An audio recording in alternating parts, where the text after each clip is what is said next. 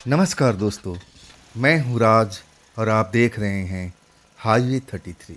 चलें दोस्तों, आज की कहानी की सफ़र पर। दोस्तों, मैं आज आपको लेकर चलता हूँ साल 1990 में झारखंड। ये कहानी आज की जो है झारखंड की है, रविकांत ट्रक ड्राइवर की। लेकिन वो फुल टाइम ट्रक ड्राइवर नहीं थे। वो जो ट्रक था उनका पिता का था। उनका पिता ट्रक चलाते थे और कभी कभी जब उनकी तबीयत वगैरह ख़राब हो जाती थी तब रविकांत जी मदद करते थे। अब ऐसे रविकांत जी एक फर्म में नौकरी करते थे, अच्छा पैसा कमाते थे और उन्होंने ही बैंक से लोन वोन ले करके अपने पिता के लिए एक नया ट्रक निकलवाया था। अब जब ट्रक नया आ चुका, अब उसके बाद गाहे बगाहे कभी कभी उनका पिता का तबीयत खराब भी होता था। अब उसका किस्त भी देनी थी, ईएमआई भरनी थी, कर्जा था वो भी चुकाना था। तो ट्रक खड़ा रहेगा तो मुश्किल में उनका परिवार आ सकता था, इसलिए ट्रक कभी खड़ा नहीं करते थे। पिता की तबीयत खराब हो जाता था तो रविकांत अपना जॉब से छुट्टी लेते थे और अपने पिता का ट्रक लेकर के अपने काम पर निकल लेते थे। और वो जो घटना उनके साथ में घटी थी ना, रविकांत भूत प्रेत पर कभी यकीन नहीं करते थे। उनके दोस्त यार दोस्त ट्रक ड्राइवर एक ऐसी जगह के बारे में चर्चा करते थे कि रविकांत कभी इस रोड से उसी जगह से कभी गुजरे ना अकेले रात के, तो सावधान रह के गुजरना। अब मैं तो कहूँगा कि उस जगह पर रात को अकेले गुजरना ही मत। रविकांत जी भूत प्रेत पर यकीन नहीं करते थे, पढ़े लिखे थे, अच्छे खासी नौकरी करते थे किसी फर्म में। तो एक तरह से अब वो अपना जो दोस्त थे ट्रक ड्राइवर के, उनको लगता था कि ये सब मजाक करते हैं, झूठ बोलते हैं। अरे भूत प्रेत कहाँ होता है भाई, हमने तो आज तक कभी भूत प्रेत को देखा नहीं है। लेकिन उनके जो यार दोस्त थे ट्रक ड्राइवर वाले बताते थे, जब रविकांत अब उनकी बात को सीरियसली नहीं लेते थे, तब कहते थे कि देख रविकांत, अब तू अपना है ना, इसलिए मैं तुझे सब कुछ बता रहा हूँ। एक ऐसी जगह है, 2-3 किलोमीटर का एरिया है सड़क का, अगर वहाँ पर कभी रात को गुजरना चाहे अकेले तो भूल कर मत गुजरना, इंतज़ार कर लेना पीछे में। जब 1-2 ट्रक इकट्ठा हो जाए ना, तब झुंड में निकलना। हम लोग ऐसे ही करते हैं। रविकांत जी विश्वास तो करते नहीं थे, तो पूछने लगे कि ऐसी ऐसी क्या जगह है, वहाँ होता क्या है कि तुम लोग डर जाते हो अकेले जाने में। तब उनके ड्राइवर साथी बताने लगे कि देखो, वो जो जगह का टुकड़ा है ना, रोड का टुकड़ा है 2-3 किलोमीटर का, उस रोड में कोई दोस्त नहीं है। बस उसके आस पास का जो इलाका है ना, कहा जाता है, पुराने लोग बताते हैं कि ये यहाँ पर एक प्रेत आत्मा यानी एक प्रेतनी रहती है। प्रेतनी बहुत ही पुरानी है, लेकिन जब उस रोड पर कोई अकेला ट्रक ड्राइवर, वो भी खास करके जवान जब चलता है ना, तब वो प्रेतनी शिकार बनाने की कोशिश करती है। अपने रंग ढंग रूप सब कुछ बदल देती है। कभी कभी नई दुल्हन बन जाती है, वैसे कपड़े में आ जाती है। उस ड्राइवर को भरमाने की कोशिश करती है, रोड पर आके खड़ा होकर के लिफ्ट मांगने लगती है कि रोको रोको रोको। अब जो नए ड्राइवर है, अब वो समझते नहीं है, वो ट्रक रोक ही देती है, अपने जाल में फंसा लेती है। ड्राइवर अगर उसकी अच्छी किस्मत रहा तब तो वो जाल तोड़ के निकल जाता है, और नहीं तो उसके जाल में, सुंदर के जाल में जो एक बार फंस गया, वो समझ लो उसकी ज़िंदगी खत्म है। जब रविकांत ये बात सुनते हैं ना, हंसने लगते हैं अपने दोस्तों पर कि तुम्हारे साथ में कुछ हुआ क्या आज तक। तब उनके साथी कहते कि हम तो अकेले गुजरते ही नहीं ना, हम इतना बड़ा रिस्क क्यों लें। लेकिन रविकांत कहने लगे कि छोड़ो इन बातों को, हम कभी यकीन नहीं करते ना, हम आज तक भूत प्रेत देखे नहीं हैं। वो सर्दी का महीना था। अब इसके बाद रविकांत कभी कभी बताया ना कि अपने ट्रक की ईएमआई भरने के लिए, अब ट्रक तो खड़ा रह नहीं सकता था। पिता उनका अब बीमारी से ग्रसित हो चुके थे।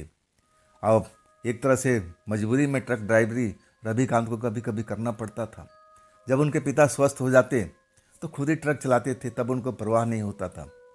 अब वैसे उनके पिता का अब तबीयत खराब चल रही थी, महीनों दिन से इलाज पानी हो रहा था, और रविकांत जी अपना जॉब छोड़ करके, छुट्टी लेकर के अब अपने ट्रक के काम में लगे हुए थे। आज संजोग से उस रात उसी इलाके के आसपास थे जहाँ पर उनके साथी ड्राइवर बताया करते थे कि देख रवि, रविकांत, उस इलाके से कभी अकेले मत गुजरना। वहाँ पर पास में एक ढाबा था। ढाबा पर रुकते हैं। रात के करीब 10 बज रहा है। आप देख रहे हैं कि बहुत सारे ड्राइवर वहाँ पर रुके हुए हैं, खाना खा रहे हैं। कोई चारपाई पर लेटा हुआ, कोई बातचीत कर रहा है। अब ऐसा ही होता है, ट्रक लाइन का जो ढाबा होता है ना, ड्राइवर ऐसे ही करते हैं, अपना मौज मस्ती करते हैं, सुस्ताते हैं और एक दूसरे से काफ़ी दिनों मिले होते हैं, तो कहीं ना कहीं जब मिल जाते हैं तो उनकी बातें ख़त्म नहीं होती। अपने देश भर की दुनिया की बातें सब एक दूसरे को शेयर करते हैं कि मेरे साथ में क्या हुआ, तेरे साथ में क्या हुआ, सब चलता रहता रात भर। अब वहाँ रविकांत, ये तो पढ़े लिखे थे, अच्छी खासी पढ़ाई किया हुआ था, लेकिन मजबूरी में ड्राइवर थे। वहाँ पर रुकते हैं। भोजन वगैरह करने के बाद में जब 10:30 पौने 11 हो जाता है, अब सोचते हैं कि यहाँ तो रुकना ठीक नहीं है, सफ़र तो हमें करना ही पड़ेगा, माल तो उस फैक्ट्री में पहुँचाना ही पड़ेगा। अगर हम यहाँ रुक जाएंगे तो फिर दिन में चलना थोड़ा कठिन हो जाता है, लेट हो जाएगा। चलो जी निकलते हैं। अपना ट्रक ड्राइवर जो थे अपना ट्रक में बैठते हैं। जैसे ही बैठते हैं ना, अब जो पास के ड्राइवर हैं कहते, कहाँ जा रहा है भाई, कहाँ जा रहा है। जिस साइड को उनका ट्रक का मुंह था, उस साइड में कोई ट्रक अकेले नहीं जाता था। और रविकांत कहने लगे, हाँ भाई मैं तो इसी एरिया में जा रहा हूँ, इसी सड़क पर जा रहा हूँ। अब उसमें कई थे ड्राइवर मना करने लगे कि भाई अकेले मत जाओ, अकेले मत जाओ, यहाँ रुक जाओ, और भी कोई ट्रक आएगा इस एरिया में जाने के लिए तो उनके पीछे पीछे चले जाना। क्या तुम्हें मालूम नहीं है कि वहाँ अकेले जाना वो भी जवान लड़कों के लिए ठीक नहीं है। रविकांत जी मुस्कुराने लगे, कहने लगे, ठीक है भाई, मैं तो जाऊँगा, मैं भी देखना चाहता हूँ। वो तैश में आ चुके थे। मतलब इतनी बातें सुनने के बाद में एक तरह से उनको गुस्सा आने लगा था। जो भी अब बातें सुनते थे अब तो यकीन करते नहीं थे, कभी भूत प्रेत देखे नहीं। अब पढ़े लिखे इंसान थे, भूत प्रेत पर क्यों यकीन करें। किसी ट्रक ड्राइवर की बात को मानते नहीं हैं। ट्रक ड्राइवर जो वहाँ भोजन कर रहे थे सब रुकने लगे, लेकिन रवि रुकते नहीं हैं। रविकांत सीधा अपना ट्रक स्टार्ट करते हैं और चल देते हैं। वहाँ से इलाका जो था, अब वो जंगल झर और कुछ गांव भी था, छोटे मोटे बस्ती भी थी, वो सब इलाका पार करते जाते हैं। आधा इलाका लगभग पार हो चुका है। रविकांत के चेहरे पर मुस्कुराहट आ जाती है और रात भी करीब 11 से ऊपर का टाइम हो चुका था, आधी रात होने वाली थी। आसमान में चांद खिला हुआ था, भरपूर रोशनी थी। और ड्राइवर अपना जो रविकांत थे मज़े में अपना ट्रक चलाते हुए और अपने ड्राइवर दोस्तों की बात को मन ही मन मुस्कुराते हुए सोचते जा रहे थे कि वो लोग इसी जगह के बारे में बता रहे थे ना। कहाँ है कोई, अगर कोई प्रेतनी कोई चुड़ैल होती तो क्या मैं इतनी आसानी से इस सड़क पर जा सकता था। अरे नहीं नहीं, सब ऐसे ही लोग एक तरह से हवा बना रखा है, कुछ भी नहीं है, भूत प्रेत नाम का कोई चीज़ नहीं होती है। ऐसे ही अपना ट्रक चलाते हुए गुजरते जा रहे थे। वो इलाका धीरे धीरे ख़त्म होता जा रहा था। मतलब वो जो इलाका था आधा से अधिक वो पार कर चुके थे। थोड़ा बहुत जो टुकड़ा था बचा हुआ था वो रोड का, अगर वो टुकड़ा पार कर लेते तो आराम से उस जगह से निकल सकते थे। लेकिन अभी क्या होने वाला था रविकांत जी को मालूम नहीं था, पता नहीं था। अचानक कुछ दूर पर जब उनकी हेडलाइट की रोशनी पड़ती है तब देखते हैं कि दो औरत हैं। एक उम्र में ज़्यादा है और एक तो बिल्कुल जवान सी दिख रही है। दोनों अब एक तरह से रोड पर हाथ का इशारा कर रहे हैं, मतलब रोकने की इशारा कर रहे हैं। अब रविकांत गौर से देखते हैं हेडलाइट की रोशनी में। अब एक तरह से जो भी है, प्रेतनी हो, पिशाचिनी हो, भूत प्रेत हो, उनके रंग ढंग तो अलग ही होता है ना, वो अलग ही दिखते हैं। लेकिन ये तो बिल्कुल साधारण से इंसान से दिख रहे थे, कपड़े लेते इंसान जैसे थे।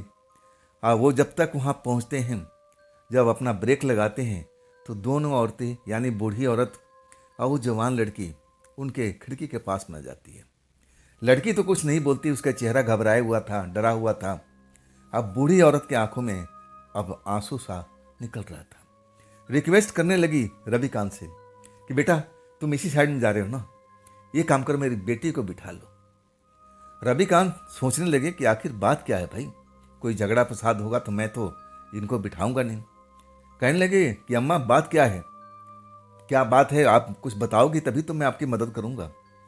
तब वो जो अधेड़ औरत थी, बूढ़ी औरत जो थी, वो कहने लगी कि बेटा मैं क्या बताऊं, बहुत लंबी कहानी है। इतनी कहानी मैं इतनी जल्दी बता नहीं सकती। तुम मेरी मदद करो। मैं शॉर्टकट में बताती हूँ। ये मेरी बेटी है, अब बहुत बड़ा मुसीबत में है। अब इसके जो पापा है ना, नशा पानी करते हैं। एक ऐसे लड़के के साथ में शादी करना चाहते हैं जो खुद नशेड़ी है। अब मेरी बेटी उसे शादी करना नहीं चाहती है, इसलिए मैं चाहती हूँ कि ये मौसी के पास में चली जाए, वहाँ सुरक्षित बची रहेगी और बाद में हम लोग देख लेंगे कि इसके साथ में क्या करना है। बस इतनी सी मदद कर दो। इसका जो मौसी है ना, इसी रोड पर लड़की देखी हुई है और आपको बता देगी, सड़क के किनारे ही उसका गांव है। अब जो रविकांत थे, अब इतनी बड़ी बात सुन करके वो भी अब थोड़ा मन में सोचने लगे कि भाई लड़की की मदद करना चाहिए, नहीं तो इसके पिता नशेड़ी है और नशेड़ी अब किसी के साथ में शादी ब्याह कर देगा। ऐसे किस्से कहानियाँ बहुत सुन चुके थे। मन में दया भाव आती है। और तब कहते हैं कि आप नहीं जाएंगी अधेड़ औरत से। और तब कहती कि नहीं, मैं तो अब अपने घर में जाऊंगी, संभालूंगी। अगर मैं भी गायब हो गई तो मेरे पति को शक हो जाएगा कि मैं अपनी बेटी को लेकर के कहीं चली गई हूँ, और तब तो मुझे छोड़ेगा नहीं, ना मेरे बेटी को छोड़ेगा। अब मैं अपने घर चली जाऊंगी तो कोई ना कोई बहाना करके टाल दूंगी कि बेटी तो यहीं पर है। अब बात समझ में आ गई थी रविकांत को। कहने लगे ठीक है, चलिए बैठ जाइए। उस लड़की, नौजवान लड़की को अब कहते हैं कंडक्टर साइड में आकर के बैठ जाओ आप। अब इसके बाद वो बूढ़ी औरत जो थी वो अपने रास्ते पर चली जाती है, बार बार मुड़ के देखती है अपनी बेटी को जाता हुआ। अभी भी उसके चेहरे पर जैसे अब दुखी का भाव है, आंसू निकल रहा है, शायद अपनी बेटी से विदा हो रही है इसीलिए।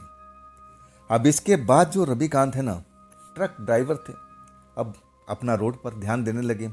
लड़की कंडक्टर साइड पर बैठी हुई खिड़की के बाहर देख रही थी। लगभग अब रात का पूरा सफर था, लेकिन पूछना चाहते थे रविकांत।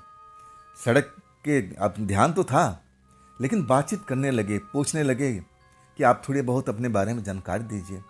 हम बातचीत करेंगे तो रास्ता आराम से कटता चला जाएगा। किस गांव में जाएंगे आप, कहाँ पर आपकी मौसी रहती हैं? तब लड़की खिड़की से अंदर सर करती है और रविकांत को देख करके थोड़ा सा स्माइल देती है और फिर अपने बारे में बताना शुरू कर देती है। रविकांत जो जो सवाल पूछते हैं और उसका वो बिल्कुल सही सही जवाब देती है। चेहरे पर मुस्कुराहट हमेशा उसका रहता है। और तब रविकांत पूछते हैं कि अगर आपको पता था तो ये फैसला दिन के टाइम में करना चाहिए था, आप दिन में निकल जाती, रात में जाना अब ठीक नहीं है ना। हमारी तरह अगर कोई दूसरा ड्राइवर होता तो इस वक्त में और आपके साथ में कुछ फ़ायदा उठाता ना। आपको सोचना चाहिए था, देखने में तो आप पढ़ी लिखी लगती हैं। तब वो लड़की थोड़ा स्माइल करती है और कहती हाँ, रिस्क तो है, लेकिन मैं आपको जब पहली नज़र में देखी ना, तब मैं समझ गई कि आप वैसे इंसान नहीं हैं। अब इसके बाद दोनों लोग बातचीत करते रहे और उसका जो मौसी का घर था ना, वो तो पूरी रात चलने के बाद अब उसका गांव आने था। लंबा सफ़र था। अब कई जगह पर अब उनको रुकना भी था, लेकिन जवान लड़की रुक ले करके अब होटल पर रुकना, चाय पीना, थोड़ा दिक्कत परेशानी कि लोग देखेंगे तो क्या कहेंगे। अगर कोई जान पहचान का ड्राइवर मिल गया जो पिताजी को जानता है तो मुझे भी जानता होगा, और फिर उसकी नज़र में तो मैं गिर जाऊंगा ना। कई तरह के सवाल उनके मन में चल रहे थे। आखिरकार जो लड़की है ना, पूछने लगती कि आप कुछ सोच रहे हो मेरे बारे में, कुछ बताएंगे आप? तब कहने लगे ना ना, विशेष नहीं सोच रहा हूँ मैं सोच रहा हूँ कि अब सारी रात तो हम चलेंगे, चाय पानी तो पीना पड़ेगा और जो ढाबा पर रुकना पड़ेगा। अगर मैं वहाँ रुकूंगा, अगर मेरे पिताजी के जान पहचान का कोई ड्राइवर मिल गया तो आपको देख करके अब ना जाने क्या क्या मन में सोचेगा, मेरे पिताजी को, मेरे परिवार में ना जाने क्या क्या बताएगा। लड़की मुस्कुराती है, कहती है मेरे बारे में आप चिंता मत करो, जब आप रुकोगे ना तो मैं ट्रक में छिप जाऊंगी, मैं किसी को दिखाई नहीं दूंगी। आप चाय पानी पी के आना और फिर हम चल पड़ेंगे। अब इस तरह लड़की बताती है तो रविकांत को लगता है कि ठीक है, समझदार लड़की है, वो भी मदद कर रही है। चाय की दुकान पर रुकते हैं, ढाबा पर रुकते हैं, चाय वगैरह अब उनको चाहिए थी, नहीं तो नींद आने लगती थी। रविकांत बताते हैं कि मैं 2 घंटा का सफ़र करने के बाद, 1.5 घंटा का सफ़र करने के बाद जब नींद का लगता था तो मैं किसी न किसी ढाबे पर रुकता था, चाय पानी पीता था। थोड़ी देर इधर उधर टहलने के बाद अब मैं कोई नशा पानी तो करता नहीं था, बस चाय ही मेरा नशा था। जो कुछ था, चाय के बगैर मैं रह नहीं सकता था। हाँ, वो एक होटल पर रुकते हैं, चाय पानी पीते हैं, और तब तक लड़की है ना वहाँ पर अब सीट के अंदर लेट जाती है, किसी को बाहर से दिखाई नहीं देती। और संजोग भाग था कि वो जो ड्राइवर थे रविकांत के जान पहचान के, वहाँ पर कोई हो था भी नहीं।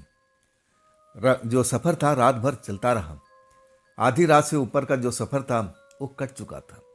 मतलब 3 साढ़े 3 बजे के आसपास की बात है रविकांत जी। अचानक रविकांत जी को नींद आने लगता है। हालांकि कुछ ही देर पहले ढाबे पर रुक कर के चाय पिए थे, फ्रेश भी हुए थे, लेकिन अचानक जब नींद आने लगा ना, तब अब वो करे क्या? अब क्या करे? अब तो रास्ते में जो ढाबा था बहुत दूरी पर था, उसको आने में समय लगना था। नींद ऐसा उनको घेर रहा था कि बस ऐसा लगता था कि कहीं गाड़ी वाड़ी ठोक ना दे। खतरा था, चलाने में डर रहे थे, स्पीड कम कर लिया था। लड़की देख रही थी, रविकांत को देख रही थी, और उसको भी लग रहा था कि हाँ, ये नौजवान अब नींद में आ रहा है।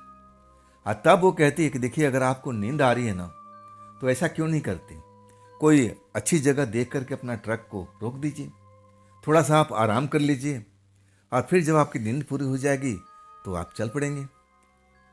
ये जो बात लड़की बोलती है ना, तब रविकांत को लगता है कि हाँ, लड़की तो सही कह रही है भाई, ऐसे चलना खतरे से खाली नहीं है।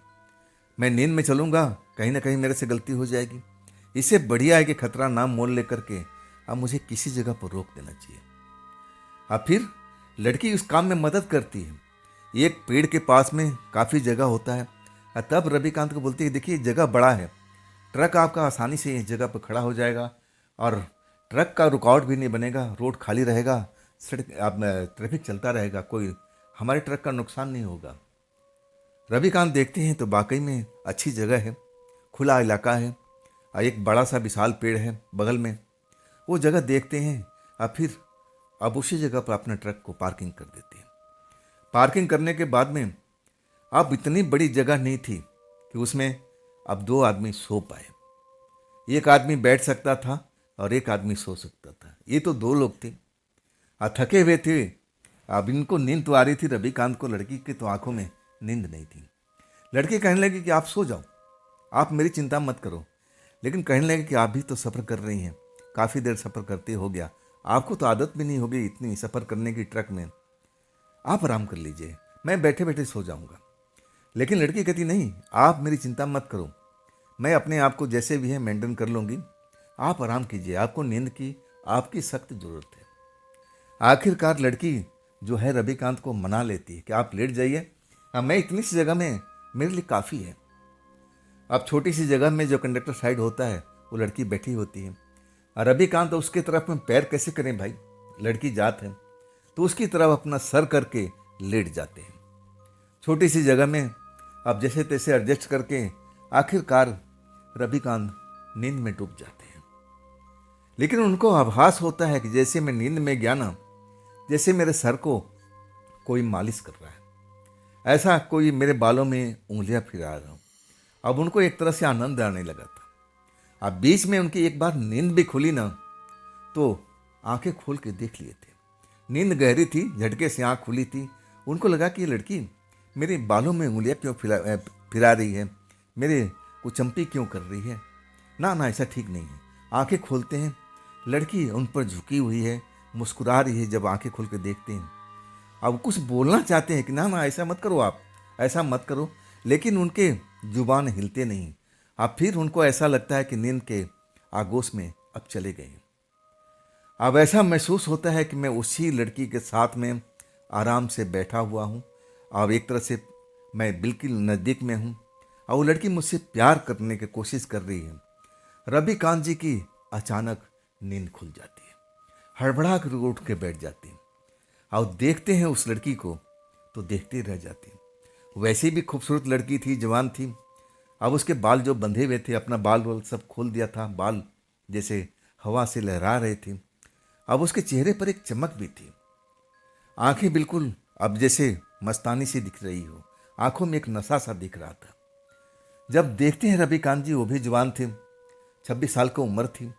अभी किसी लड़की से दोस्ती यारी तो हो ही नहीं थी। लड़की का क्या महत्व है अभी जानते नहीं थे। जब एकांत में और ऐसे जगह पर अपने आप को एक सुंदर लड़की के पास में पाते हैं तो उनका दिल भी धड़कने लगता है। अब नींद उनकी उड़ चुकी है, जो नींद लेना था वो नींद ले चुके थे, और उसी लड़की की वजह से अब वो जाग गए थे। देखते हैं कि उनको बालों से खेल रही थी, उनके बालों में उंगलियां फिरा रही थी, कभी कभी सीने पर हाथ फेर रही थी। ये सब देखने के बाद में उनका मन जो था ना, बेचैन हो गया। उनको लगा कि लड़की शायद मुझसे प्यार करने लगी है। और तब वो लड़की से कहते हैं कि मैडम जी, ये आप कर क्या रही है मेरे साथ में? आपको तो अपने मौसी के घर जाना है ना। और तब लड़की कहती, हाँ जाना तो है, लेकिन मैं आपको देख करके अपने आप को रोक नहीं पाई। मेरा हमेशा इच्छा था कि मेरे साथ में जो भी शादी करे, मेरा जो प्रेमी बने या पति बने, आप ही की तरह हो। मेरा जो सपना था ना, जैसे आप नौजवान हैं ना, ऐसे ही मेरा सपना था। और जब मैं आपको देखी ना, मुझे ऐसा लगने लगा कि आप ही मेरे सपने के राजकुमार हो। मैं अपने आप को रोक नहीं पाई। मुझे माफ़ कर दीजिए अगर मैंने कोई गलती किया है तो। लड़की अपने हाथ वाथ खींच करके अब सिकुड़ कर बैठ जाती है। डरी हुई आंखें उसके दिखाई देने लगती है। उसने लगता है कि वो गलती कर बैठी है।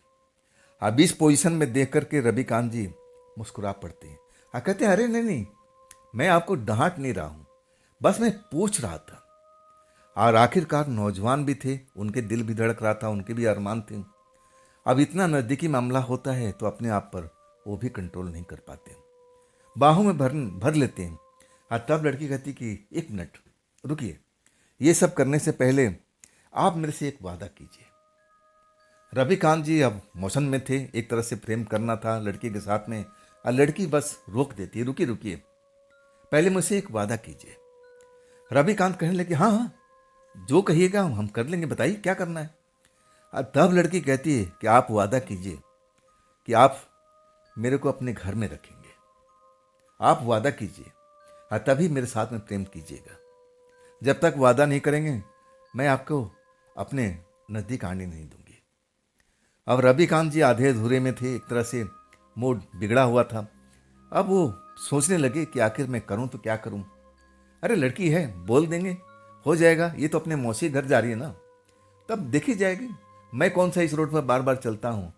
अब फिर झूठ मूठ का बोल देते हैं, ठीक है मैं तैयार हूँ, आपको अपने घर पर मैं ले चलूँगा। लड़की खुश हो जाती है, जोश जोश में तो बोल देते हैं। और वो मन में सोचते हैं कि मैं कौन सा रोड पर हमेशा गुजरना है, मेरे लिए तो अलग अलग रोड हैं, और मैं कौन सा हमेशा अपना ट्रक चलाता हूँ, मेरे पिताजी ट्रक चलाते हैं। आखिरकार दोनों प्रेमी अब उसी ट्रक में एक होने लगते हैं। ये खेल कुछ देर तक चलता है, और फिर वहाँ का अब माहौल बदलने लगता है। जैसे सुबह हो चुकी है, सुबह जैसे होने वाली है, चिड़िया चहचहाने लगती हैं। अब फिर लड़की कहती है कि मुझे तो अब नींद आ रही है। अब एक तरह से रविकांत हैं, कहते हैं कि अब तो सुबह हो चुकी है मैडम। तब लड़की कहती है कि ना ना, आपको देखने में लग रहा है कि सुबह हुई है, लेकिन अभी सुबह नहीं हुई है, कुछ देर मुझे आराम करने दीजिए। और फिर थके हुए भी थे अब एक तरह से रविकांत जी, लेकिन उनकी नज़र में जो देख रहे था ना रोड पर कि पक्षी वगैरह उड़ने लगे थे।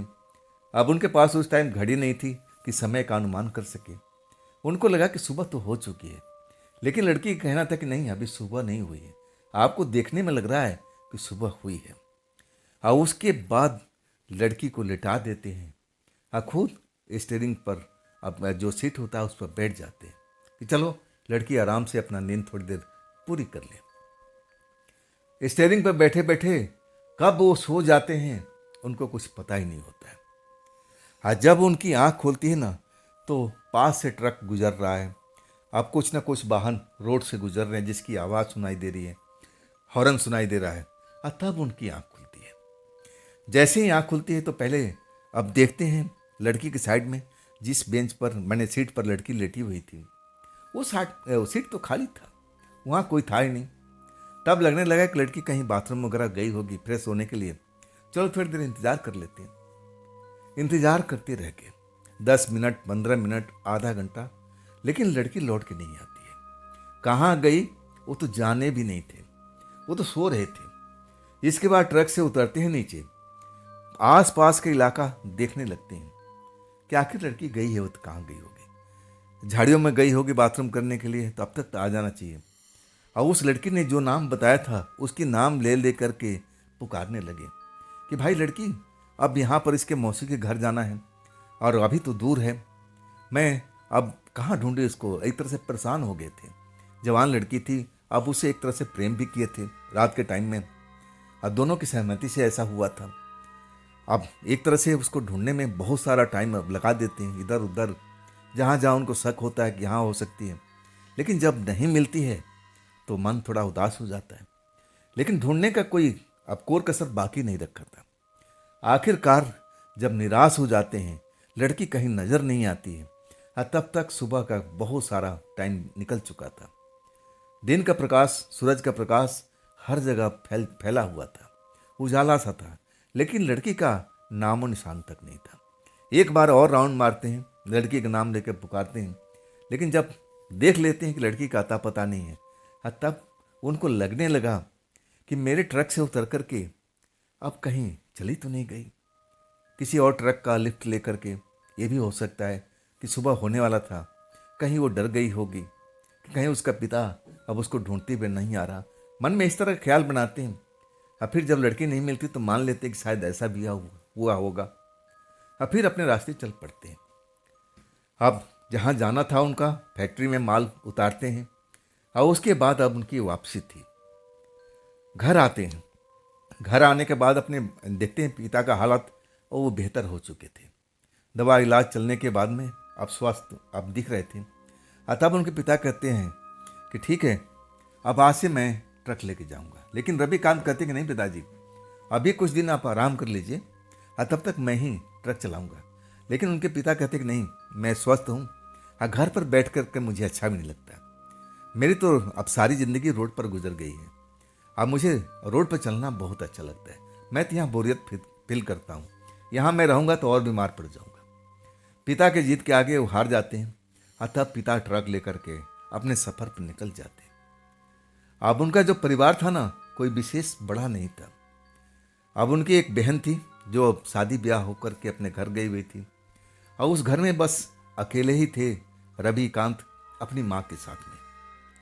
अभी उनकी शादी नहीं हुई थी, अभी कोई ऐसा सही सा रिश्ता भी नहीं आया था। एक दो रिश्ता आया था जो रविकांत को पसंद भी नहीं था, ना उनको परिवार को पसंद था। अब रिश्ते के लिए इंतजार कर रहे थे, कोई अच्छा घर से रिश्ता है, लड़की भी सुंदर हो, पढ़ी लिखी हो, जैसे रविकांत थे। आखिरकार अपने काम पर अगले दिन जाने की सोच लेते हैं, क्योंकि लंबा छुट्टी लिए थे, अब वो नौकरी भी तो करना था। रात हो चुकी थी, आराम कर रहे थे, खाना पीना खाने के बाद में अपने कमरे में आराम कर रहे थे। आधी रात हो चुकी थी, गहरी नींद में थे, और ऐसा ही महसूस होता है जैसे उनके बालों में कोई उंगली अब चला रहा हो, जैसे कोई लड़की है जो कोमल, जिसकी उंगलियां है और उनके बालों के साथ में खेल रही हो। नींद खुल जाती है। नींद खुलने के बाद में अब जब देखते हैं पलट करके कि मेरे बालों के साथ में कौन खेल रहा है, आज जो देखते हैं ना, अब उनकी आंखें बड़ी बड़ी हो जाती है, घबरा जाते हैं। ये कैसे हो सकता है, ये कैसे हो सकता है। जिस लड़की को अब वो ढूंढ रहे थे, जो ना जाने कहाँ कहाँ, जहाँ उनका ट्रक खड़ा था, और वो लड़की गायब हो गई थी। वो तो उनके सिरहाने बैठी हुई थी, पलंग पर सिरहाने बैठी हुई, वही कपड़ा, वही वेशभूषा, पहले से भी सुंदर लग रही थी। चेहरे का चमक जो था वो और ज़्यादा बढ़ चुका था, बाल खुले हुए थे। जब उस लड़की को देखते हैं तो हैरान तो होना ही था। उसका नाम लेके बोलते हैं, तुम कैसे आ गई? मैं तुमको ना जाने कहाँ कहाँ तक ढूंढा, इतना टाइम मेरा बर्बाद हो चुका था और तुम्हारा कोई अता पता ही नहीं था। लड़की कहने लगी कि जब दिन निकलने लगा ना, तो मैं छिप गई थी तुम्हारे ही ट्रक में। जो माल रखा था उसी के पीछे त्रिपाल के अंदर घुस गई थी। मुझे लगा कि अब मेरे बापू ढूंढने निकला होगा। अब एक बार मैं उसके हत्थे चढ़ जाती ना, तो मेरे शादी ब्याह करा के छोड़ता। और तब थोड़ा सा समझ में अब आने लगा था रविकांत को। तो मेरे घर तक कैसे पहुंच गई? कहने लगी मैं तुम्हारे ट्रक के साथ में आई थी ना। बाकी जो बात करी थी उसमें दम भी था। शायद अपने परिवार से डरी हुई थी, अपने पिता से डरी हुई थी और इसलिए यहाँ तक आ गई थी। कोई बड़ी बात नहीं। दरवाज़ा तो और रविकांत बंद करके सोते नहीं थे। मेन गेट का दरवाज़ा बंद रहता था। तो तुम मेन गेट का दरवाज़ा कैसे पार करके आई? अब वो मुस्कुरा के कहने लगी, तुम याद करो, मैं तुम्हारे पीछे पीछे आई थी। तुम मुझे देख ही नहीं पाए। मैं इतनी तेजी से घर के अंदर प्रवेश किया था। तुम्हारे माँ सामने थी और तुम अपने माँ से बात कर रहे थे और तब तक मैं मौके का फायदा उठाई और तुम्हारे घर में प्रवेश कर चुकी थी बिना किसी को दिखे हुए। ऐसा लगने लगा रविकांत को कि जो लड़की बोल रही है शायद ऐसा हो सकता है। मन में एक तरह का विचार उठने लगा कि हाँ, ऐसा भी हो सकता है। अभी तक वो पहचान नहीं पाए थे कि वास्तव में ये लड़की है कौन, जिसके साथ उन्होंने एक रात अब ट्रक में गुजारी थी। आखिरकार मान लेते हैं और कहते तुम मेरे घर में आकर मेरे लिए तो मुसीबत बढ़ा दिया ना। और तब लड़की कहती है, तुम अपने वादे से कहीं फिर तो नहीं रहे हो? याद करो, तुमने मेरे साथ में वादा किया था कि तुम अपने घर में मुझे रखोगे। तुम अपने वादे से फिर रहे हो क्या? अब लगने लगा रविकांत जी को कि नहीं, ये तो सही में मैंने वादा किया था। मैं वादे से मुकरता नहीं हूँ। और तब कहने लगे, देखो, मैं चाहता हूँ कि तुम मेरे घर से निकल जाओ। सुबह होते ही तुम इस जगह से निकल जाओ, नहीं तो मेरी बहुत बदनामी हो जाएगी। मैं ऐसा लड़का नहीं हूँ। ट्रक की बात अलग था, रोड की बात अलग था, लेकिन ये घर है भाई। अभी मेरा शादी ब्याह नहीं हुआ है। अब मैं तुम्हें क्या क्या बताऊं?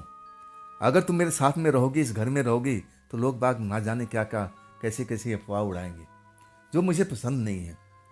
मैं अब तुम्हें रख नहीं सकता भाई। मैं तो मजाक मजाक में बोल दिया था उस टाइम में। मैं थोड़ी बोला था कि तुम्हें घर पर ले जा करके अब तुमको रखूंगा, अब मैं तुम्हारे साथ में शादी करूंगा।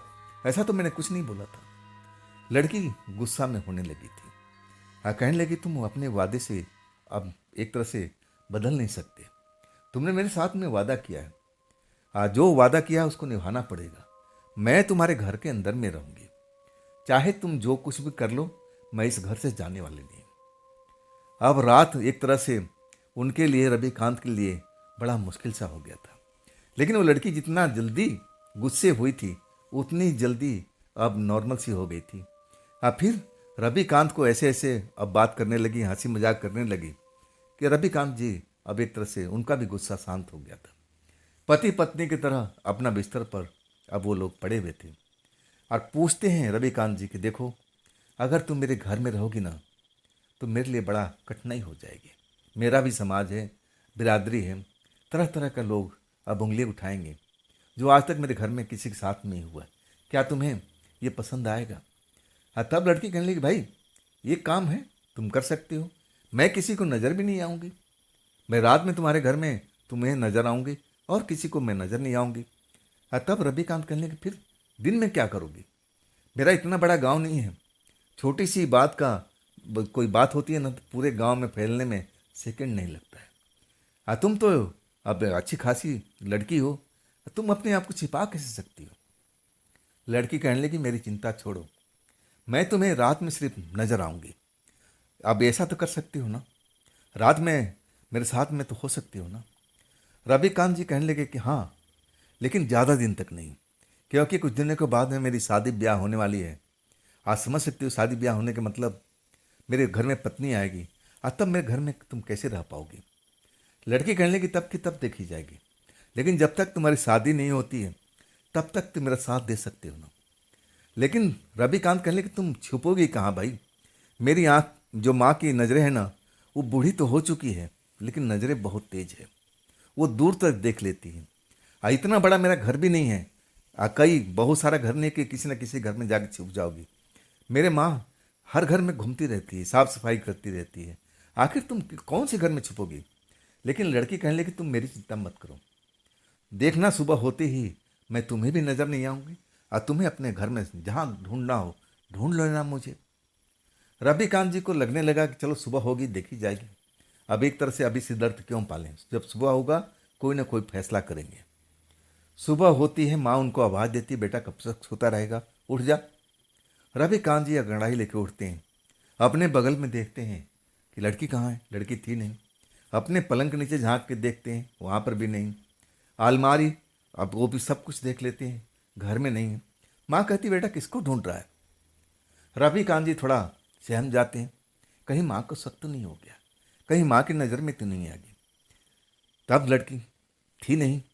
अब एक तरह से कोई ना कोई बहाना बना के टाल देते कि नहीं माँ, कुछ ऐसे ही सामान देख रहा था। लेकिन सोच में पड़ गए थे कि आखिर लड़की गई कहाँ। इसके बाद अपने जो भी घर था, हर घर में ढूंढ लेते हैं, लेकिन लड़की जैसे ने बताया था ना, वैसे ही गायब हो गई थी। ये जो सिलसिला था ना, एक रात का नहीं, हर रात रविकांत के साथ में होने लगा था। आधी रात के बाद जब अपने पलंग पर सोते, तब तक पलंग खाली रहता था, बस अकेले ही रहते थे। लेकिन जैसे ही आधी रात होता था ना, वो लड़की अब उनके बगल में लेटी हुई मिलती थी। और जब सुबह हो जाता, वो लड़की गायब हो जाती थी। कई बार उस लड़की से पूछ लिए कि भाई तुम रहती कहाँ हो रात में, कैसे तुम्हारा अब काम चल रहा है, कौन से घर में रहती हो, आखिर कब तक छिपता। ये जो बात है, कब तक छिपता, कभी तो सामने आना ही था। रविकांत जी जिद पर आ गए थे। अब पूछने लगे कि भाई रात में तू आधी रात को आ जाती है, सुबह होने से पहले तू गायब हो जाती है, कहाँ रहती है, कहाँ भोजन करती है, कहाँ पानी पीती है, अपने बारे में तो कुछ ना कुछ तो बताओ तुम। गुस्सा हो गए थे। तब लड़की पहली बार अपना भेद खोलती है। बड़ी बड़ी उसकी आंखें सुर्ख हो जाती है, चेहरे के भाव थोड़ा सा बदल जाते हैं।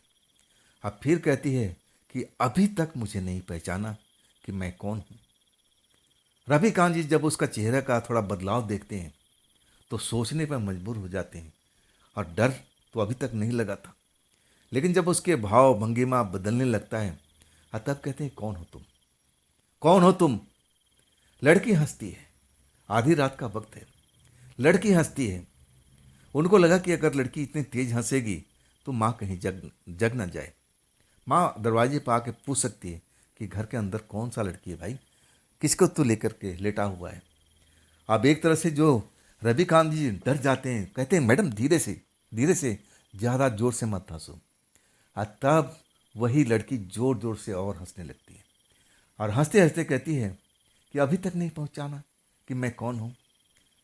तब ऐसा जब हंसती है, चेहरे का भाव भंगिमा सब कुछ बदलने लगता है। तब रविकांत जी को लगता है अरे ये है कौन भाई, खुद तो जान नहीं सकते, कभी भूत प्रेत को देखे नहीं थे, ना चुड़ैल से कभी सामना हुआ था। लेकिन जब भाव भंगिमा, आंखें का रंग सब कुछ बदलने लगता है, तब अब उनकी जो हालत है ना, बिगड़ने लगती है। कहते हैं तुम कोई चुड़ैल हो, कोई आत्मा हो। लड़की जोर से हंसती है। कहती है बहुत देर कर दी पहचानने में, बहुत देर कर दी।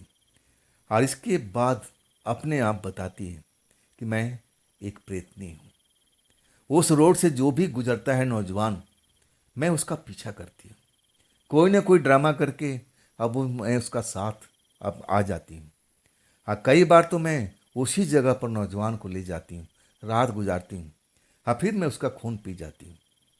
अब ये सब बोलती है ना, तब रविकांत जी का कलेजा हिल जाता है। डर जाते हैं कि अब क्या हो, अब क्या, यह क्या मुझे भी मार डालेगी। डरे हुए हालात में कहते हैं क्या मुझे भी मार डालोगी।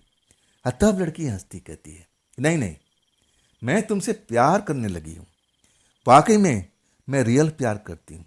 अब मैं अपने प्यार को ऐसा कैसे कर सकती हूँ। हाथ जोड़ लेते हैं रविकांत जी कि आप मुझे बख्श दीजिए, आप मुझे बख्श दीजिए, मैं आपको पहचानने में बहुत देर कर दिया, अब तो मेरे को आप छोड़ दीजिए, मुझे अकेले रहने दीजिए। लड़की कहती कि ना, तुमने मेरे साथ में वादा किया है कि मैं तेरे साथ में घर में रहूँगी। अब मैं जब तक मेरी इच्छा होगी मैं इसी घर में रहूँगी। हाँ, जब मेरा मन भर जाएगा तो मैं ज़रूर चली जाऊँगी। हाँ, तुमसे वादा करती हूँ कि तुम्हारे साथ में मैं कुछ गलत नहीं करूँगी। रविकांत जी बहुत डर गए थे, खौफ में थे। लड़की चेतावनी भी दे रही थी, अगर ये बात अपनी माँ से बताता है, किसी दोस्त यार को बताता है, तो समझ ले तेरा हाल तो बाद में करूँगी, तेरा पहले रिश्तेदारों को मैं बुरा कर सकती हूँ, तेरी माँ को ख़त्म कर सकती हूँ, तेरे पिता का एक्सीडेंट करा सकती हूँ, तुझे पता भी नहीं लगेगा। रविकांत जी पूरा डर गए थे, हाथ जोड़ने लगे, माफ़ी मांगने लगे कि हे देवी, आपको पहचानने में मैंने भूल कर दी। लड़की मुस्कुराती रही, अब बोलती है कि बस जब तक मेरी इच्छा है मैं रहूँगी, जब मेरी इच्छा खत्म हो जाएगी मैं खुद चली जाऊँगी। लेकिन तूने अगर मेरा भेद इस घर में खोला, इस गांव में खोला, तो तेरी खैर नहीं। आखिरकार मजबूरी में अब रविकांत जी अब उसके साथ रात बिताने पर मजबूर हो गए थे। उदास रहते थे। दिन में जब सो के निकलते थे तो माँ पूछती थी कि बेटा तेरा तबीयत वगैरह तो सही है ना, तेरे चेहरे पर रौनक ही नहीं है। अब वो टाल जाते थे, नौकरी पे भी जाना था, सारा दिन दोस्तों के साथ में नौकरी पर कर रहते थे, बातचीत होती थी लंच टाइम में। डर के मारे किसी को बताते नहीं थे कि मेरे साथ में चल क्या रहा है। और उसी बीच अभी उनका एक रिश्ता आ जाता है। रिश्ता आता है और लड़की भी आप सुंदर थी, पढ़ी लिखी थी, जैसा उनका परिवार चाहता था। रिश्ता पक्का हो जाता है। रविकांत उस रिश्ते को टालने की कोशिश करते हैं, लेकिन माँ कहती कि नहीं बेटा, बहुत दिनों के बाद में अच्छा रिश्ता मिला है, अब इसको तो ना मत कर। लड़की अच्छी है, देख ले फोटो वोटो, तू भी पसंद कर ले। रविकांत भी देखते हैं, लड़की तो वाकई में खूबसूरत थी जैसा फोटो में देख रही थी। लेकिन अपनी माँ को मनाने लगते हैं कि माँ कुछ दिन के लिए टाल दो, तुम हाँ तो बोल दो, लेकिन शादी अभी नहीं, हम अगले साल करेंगे। आखिर अपने माँ को मनाने में कामयाब हो जाते हैं और वो चाहते हैं कि जल्द से जल्द इस पिशाचनी से, प्रेतनी से मेरे पीछा छूटे, तब मैं शादी के लिए कर सकता हूँ। लेकिन ये इतना आसानी से अब ये छोड़ने वाली नहीं थी। अब ये एक तरह से रविकांत जी भी अब परेशान रहने लगे। अब अनजाने में तो चलो ठीक है, जवान लड़की है, घर में आई हुई है, कोई फर्क नहीं पड़ता। लेकिन जानने के बाद में भाई कि वो जिसके साथ मैं सो रहा हूँ, जिसके साथ बैठ रहा हूँ, जिसके साथ बातचीत कर रहा हूँ, वो तो एक पिशाचनी है। डर तो लगता है नहीं भाई, कब पिशाचनी का मूड बदल जाए, कब क्या कर ले। डरे हालात में नौकरी पे जाते थे। उनके यार दोस्त पूछते थे कि तू आजकल उदास क्यों रहता है। आखिरकार कब तक अपने दिल के गुबार अंदर रखते। और वो अपने घर से दूर थे, उनको लगा कि इतनी दूरी, हमारा ऑफिस तो काफ़ी दूर है, अब प्रेतनी थोड़ी वहाँ पहुँच जाएगी। मन को कठोर करते हैं। और फिर अपने एक दोस्त को जो बहुत ही प्रिय है, और उससे वादा करते हैं कि देख ये बात किसी को नहीं बताएगा, अपने अंदर रखेगा। दोस्त मान लेता है, पूरी बात बताते हैं रविकांत जी। जब पूरा बात सुनता है दोस्त ना, तो कई पल तो रविकांत की तरफ घूरता रहता है, देखता रहता है। आप फिर कहता है कि मुझे कुछ ऐसा ही अंदेशा चल रहा था। मैं काफ़ी दिनों से तुझसे पूछ रहा था ना कि रवि, तेरे अंदर में कुछ जैसे कोई दिक्कत हो, कोई परेशानी हो तो मुझे बता। मुझे तो अंदाज़ा था, मैं तेरा चेहरे का रंग ढंग देख करके, तू डरा डरा हमेशा लगता रहता था, तो मुझे लगता था कि तेरे साथ में कुछ न कुछ तो जरूर हुआ है, तू छिपाता था। तू देख काफ़ी दिन तक इस बात को छिपा कर रहा। अब रविकांत कहने लगे भाई, मैंने तुझे बताया है, लेकिन ये बात किसी को मत बताना। रविकांत का दोस्त कहने लगा, तूने बहुत बड़ी गलती अभी तक किया है, ये बात मुझे तू शुरू में ही बता सकता था। अब मैं तेरा मदद करता, और आज भी तेरा मदद करने के लिए तैयार बैठा हूँ मैं।